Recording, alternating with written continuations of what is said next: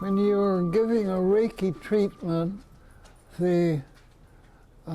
particularly with a person that you haven't worked with before, you're going to ask that person whether he or she, if you will, has any problems to tell me about, and he can talk about physical problems or mental problems.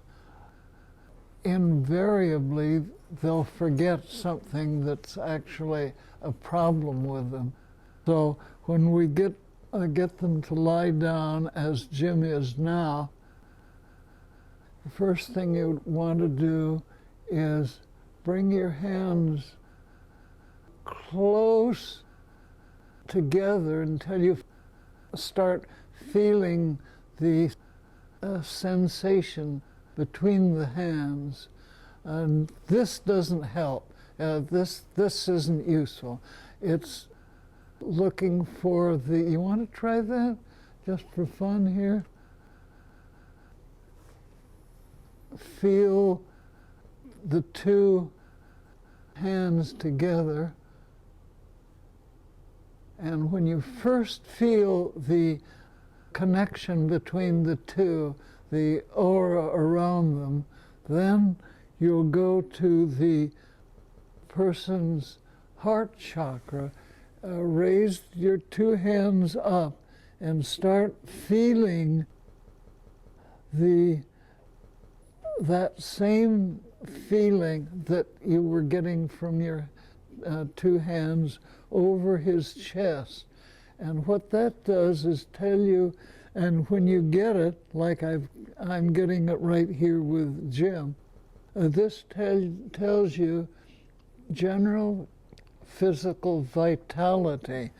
And if the feeling is close to the body, that is less vitality.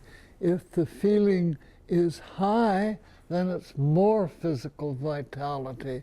And having that information is really very useful, because you can decide from how high the energy is, how often you suggest to him that he come for a Reiki treatment. The Reiki treatment then with Jim would be about once a week if I were going to do him.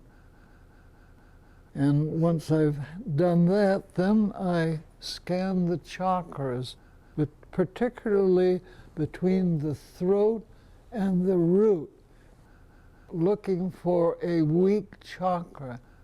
The weak chakra tells me that there may be a difficulty underneath, because that the energy isn't going through as strongly into the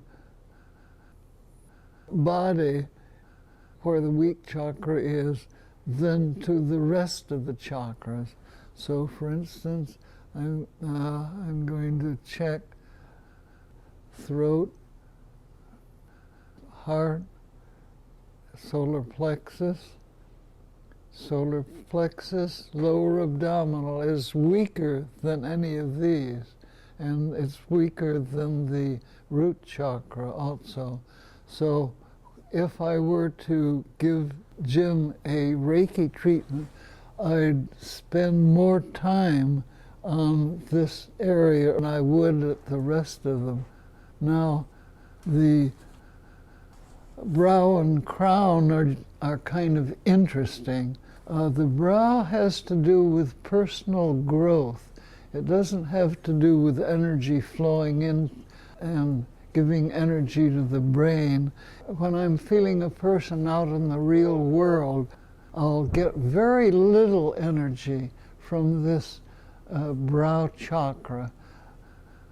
But in groups like this, where we're actually interested in developing our ability to help other people, we're interested in personal growth, and Jim's brow chakra is quite strong relative to the average person out in the real world. A stronger brow chakra tend to be able to meditate quite a bit.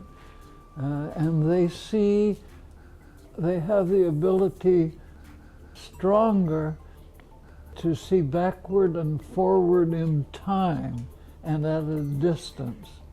So this personal growth is more than just personal growth. It has to do with abilities.